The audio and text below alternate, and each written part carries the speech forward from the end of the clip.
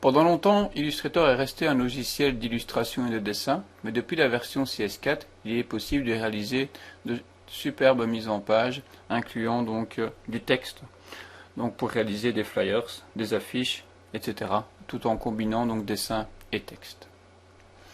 Ouvrez donc l'image départ 21, ou simplement donc les images ont déjà été disposées, et nous allons y inclure le texte, de façon à réaliser donc ici cette petite mise en page. Alors,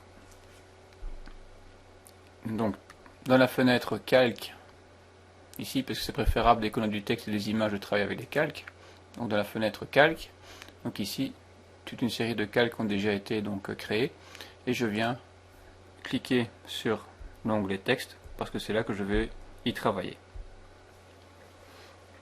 Je vais activer le T pour le texte, l'outil texte, et je vais venir donc ici au niveau du repère, donc cliquer pour insérer et activer l'outil texte. Donc un trait clignotant donc ici apparaît pour me dire que il est prêt à accueillir du texte. Donc je vais bien évidemment changer donc la police et la taille. Donc je vais prendre un corps assez important puisque ce sera le titre, donc 72. Et je vais voir ici en semi-bold italique par exemple. Et puis donc je peux venir saisir. Je peux aussi changer tant que j'y suis changer donc la couleur. Donc en prenant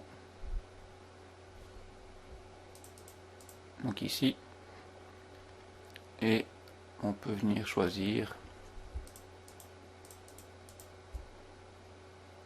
on peut prendre un fond, voici par exemple. Alors donc je vais écrire donc visite en Provence,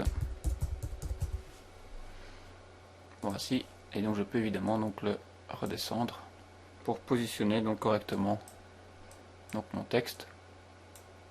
Simplement il s'agit d'une zone de texte qu'on peut placer avec les barres de défilement ici. Voilà. Donc j'ai déjà placé mon titre. Alors, donc en ce qui concerne le reste donc, du texte, je vais importer donc mon texte cette fois-ci. Et donc je vais créer avec l'outil texte, donc je vais créer donc une zone de texte.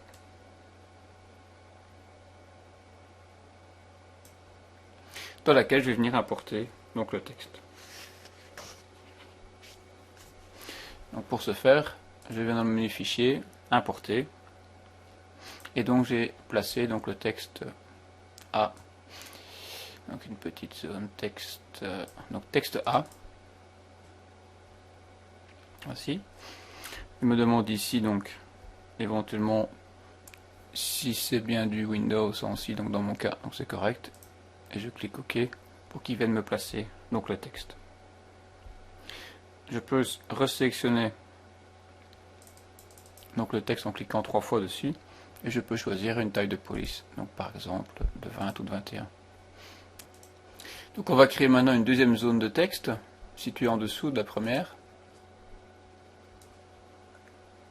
Voici, dans laquelle je viens importer le texte 2. Texte B, pardon. Je valide, OK.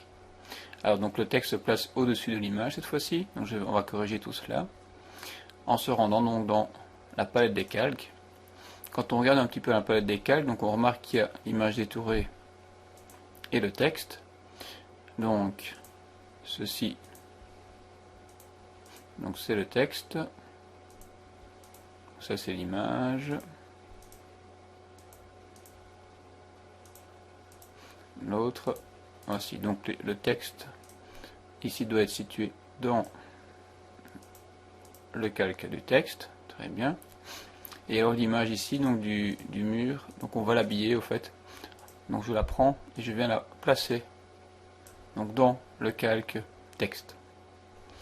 Puis avec l'outil de sélection, je me rends sur le mur et je viens dans Objet, habillage de texte, créer. et automatiquement donc le texte épouse donc le mur.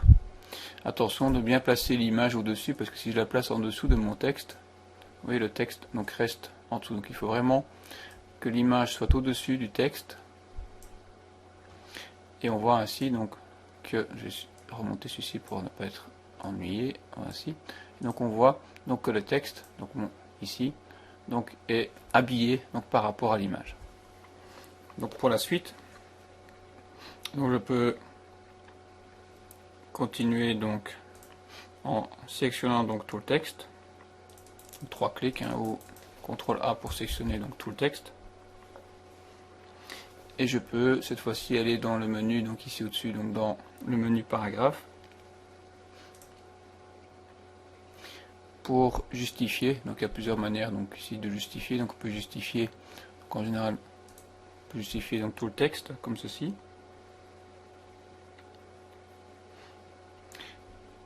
Et ce qu'on peut remarquer, c'est que en bas donc du texte, donc vous pouvez éventuellement donc oui ou non césurer donc votre texte. On peut zoomer un petit peu plus. Voilà. Donc on remarque ici en dessous, je vais me déplacer un peu, on remarque un petit plus donc qui apparaît en bas du texte, ça veut dire qu'il y a du texte en excès. Donc ce qu'on peut faire tout simplement, c'est cliquer dans ce petit plus, la souris se charge donc du texte et je peux simplement donc venir cliquer ici donc pour coller le texte. Donc automatiquement il y a un lien qui est effectué donc entre le texte de la première page et le texte de la deuxième. Et donc ici je peux après évidemment réduire, puisque pour ne pas être dérangé avec mes photos. Voici, voilà.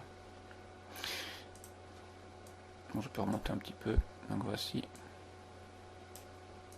Voilà, donc on appelle cela un chaînage, donc qui vient combiner le texte avec la suite. Donc ça veut dire que si j'agrandis la police par exemple de tout mon texte, automatiquement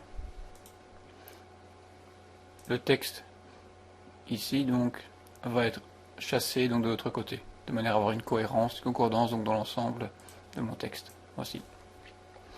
Donc je vais affichage, donc supprimer donc tous les repères et masquer, comme ça on verra plus clair. Voici donc le résultat donc final, en sachant qu'il y a aussi du texte évidemment en excès pour la troisième page. Donc c'est relativement simple donc comme fonctionnement. Évidemment quand vous avez une brochure de 50 pages, il vaut mieux utiliser alors le logiciel dédié d'Adobe qui s'appelle InDesign pour effectuer la mise en page. Voilà, donc